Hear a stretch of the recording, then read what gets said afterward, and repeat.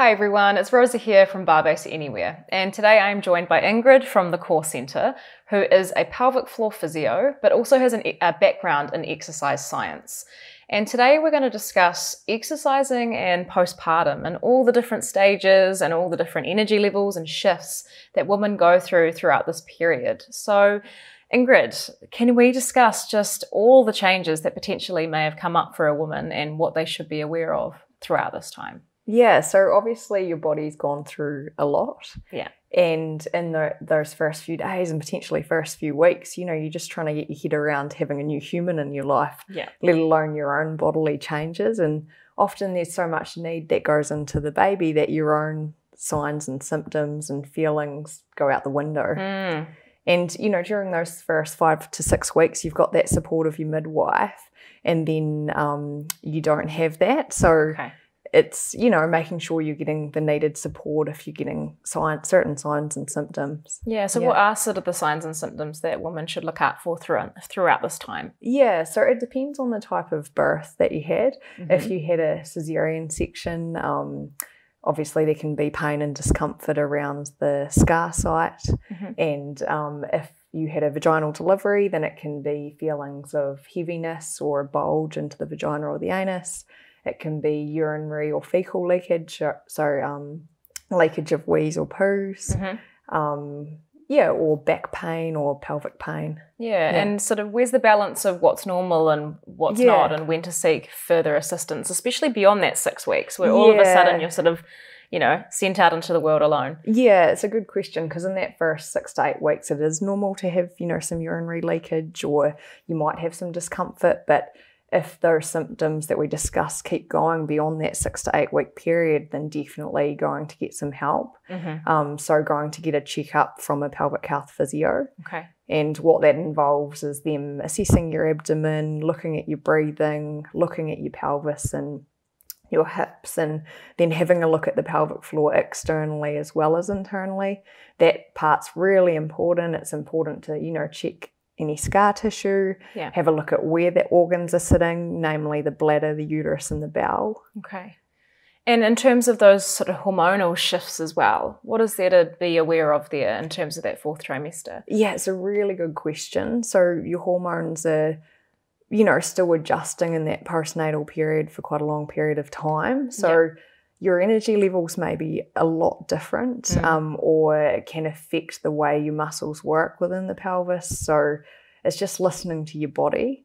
So, if you're exhausted, for example, because your baby's been up on the hour every hour, then just not pushing through to try and get to that high intensity exercise class. And you might have more benefit from resting or going to a more restorative exercise class.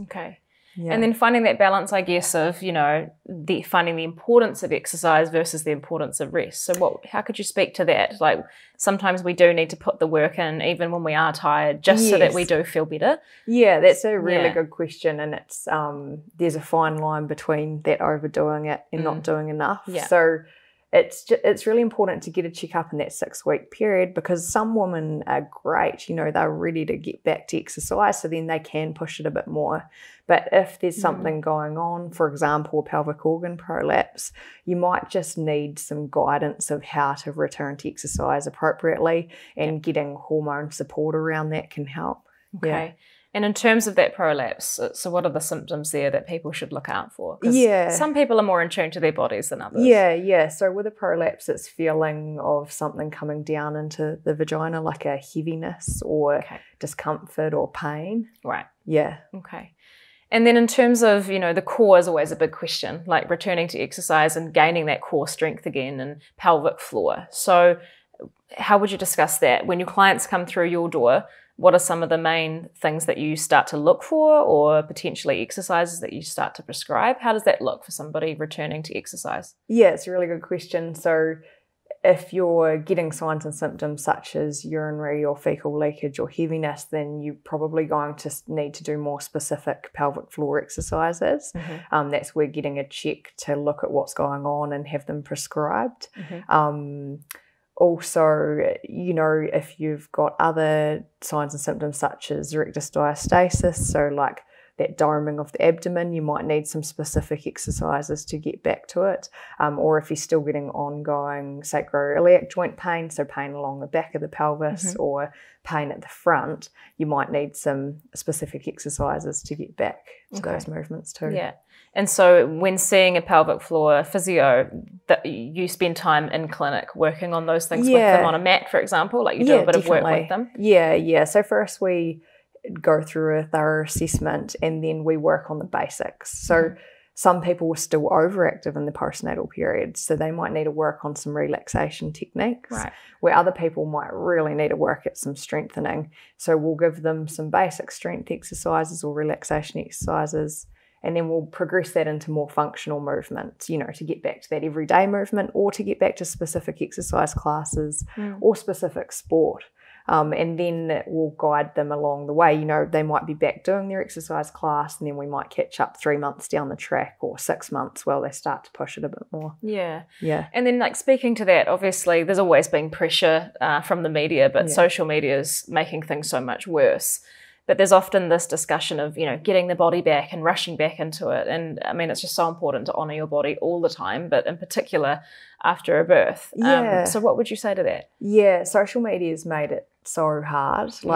You have no idea what's going on inside someone's pelvis. So you might see someone who's running with a six-pack, but they could have a prolapse and you've got no idea. They're just pushing through it for a photo or a video. So just make sure you listen to your own body. It's, you need to be nourishing your body at that point so that you can nourish your baby, and have the energy to look after yourself as well as them. Excellent. Yeah. Cool. And then in terms of, getting back out into running or back to the gym or lifting weights, you obviously see different timelines for all sorts of different people.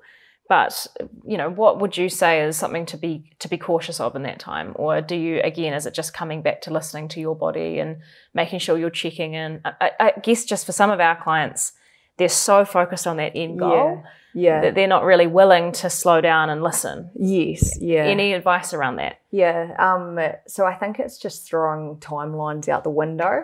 And just, again, listening to your own body. Some people are back running in 3 months, where others it takes over a year and they need lots of support.